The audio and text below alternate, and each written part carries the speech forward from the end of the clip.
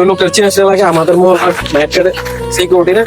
এই মামা, তুমি না আমাদের মহল্লার নাইট গার্ডে চাকরি করো, তুমি আবার এখানে কাজ করতেছো? মামা আমি নাইট গার্ডের কাজ করি, আবার দিনে এই সাই কাজই পাই, এই কাজই করি। কিভাবে সম্ভব? সারা রাত তুমি জায়গা নাইট গার্ডে ডিউটি করো, আবার দিনের বেলা এত পরিশ্রমের কাজ করতেছো? মামা আমরা গরিব মানুষ, আর কি করো মামা, নাইট গার্ড করে যে টাকা পাই ওইটাই সংসার চলে না মামা।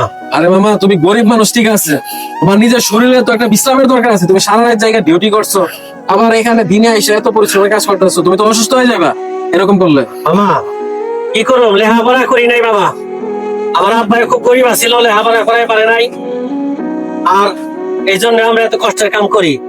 মামা আমার পোলাডারে নিয়ে আমার খুব স্বপ্ন, আমার পোলাডা আপনি কত এবার ভার্সিটিতে ভর্তি করাইছি মামা। আমি চাই আমার পোলা মানুষের মতো মানুষ হয়ে ভালো লেখাপড়া করে ভালো চাকরি করব। আমি মামা ওই দিনকে আর কাজ করব না মামা, এই জন্য রাইতে নাইট গার্ডের চাকরি করি, দিনে যে কামি পাই এই কামি করি। আর পোলার পিছনে লেখাপড়া করে বের যায় অনেক টাকা লাগে মামা। দেখেন মামা, আমার মেলা আত্মীয় স্বজন আছে অনেক বড় লোক, কাগজায় কইছি আমার পোলাটা লেখাপড়া করে আমার একটু সাহায্য সহযোগিতা করেন। মামা কেউ আমার দিকে তাকায় না, আর তুই গরিব মানুষ, তোর পোলারে তো লেখাপড়া করা লাগবে কে?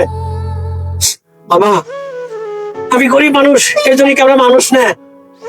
এই জন্য এত পরিশ্রম করি মামা। সমস্যা নেই মামা, আমাকে শরীরে সবকিছু সহ্য হয় মামা। ঠিক আছে মামা, সবই তো বুঝলাম, তোমার ছেলের পড়ালেখার জন্য এত কষ্ট করতেছো, পরিশ্রম করতেছো, শুধু বাংলা পড়ালে তো হবে না মামা, আরবি পড়াইছো? তোমার ছেলে কোরআন শরীফ পড়তে পারে? না মামা, এই যে স্কুলে কলেজে পড়াই এখন ভার্সিটি ভর্তি করাইছি, এই পড়ার চাপে আরবি পড়া মামা পড়ার পারে নাই। কি বলো মামা, তুমি এত বুদ্ধিমান মানুষ হয়ে তোমার ছেলের আরবি পড়াইলা না, এখন ভার্সিটিতে পড়ে? আরে মামা, আল্লাহ না করো তুমি যদি মারা যাও, তুমি মারা যাওয়ার পরে তোমার কবরের পাশে যা আছে সে একটু দোয়া করবে, সেটাও তো সে শিখে নাই। যদি কোরআন শরীফ না পড়তে পারে সে কিভাবে তোমার জন্য দোয়া করবে? তুমি তো সবচেয়ে বড় ভুল করছো মামা। আগে আরবি শিক্ষা অবশ্যই দিতে হবে, বাংলা পড়ার পাশাপাশি আরবি শিক্ষা দিতে হবে মামা। তুমি যে এত পরিশ্রম করতেছো, হাড় ভাঙা পরিশ্রম করতেছো, কষ্ট করতেছো ছেলেরে মানুষ করার জন্য, কিন্তু বাবা মা মারা যাওয়ার পরে কবরের পাশে যে আছে কবর জিয়ারত করবে, সেই দোয়া যদি না পারে, সে কোরআন শরীফ যদি না পড়তে পারে, তাহলে এত পরিশ্রম করা তো কোনো লাভ নাই। তুমি তাড়াতাড়ি মামা, এখনো সময় আছে, তোমার ছেলেরে আরবি শিক্ষা দাও, এই ভুল করো না মামা পোলাটা মেলা রাত জায়গায় জায়গায় পড়ে মামা, ভালো পাস দিছে। আপনি যে কথাটা কইছেন আমি পোলারে এ পড়ার পাশাপাশি যেন আরবিটা একটু পড়ে।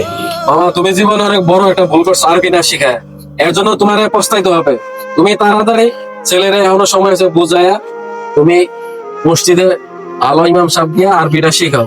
এখন সে ভার্সিটিতে পড়ে, আমার মনে হয় না সে এখন আর আরবি শিখতে আগ্রহ হবে, কারণ এখনকার বেশিরভাগ শিক্ষিত পোলাপাইনরা নাস্তিক হয়ে যায়। আরবির জ্ঞান যদি ছোট কাল থেকে মাথায় না ঢোকে, ওই পোলাপাইনরা বড় হয়ে আর আরবি শিখতে চায় না।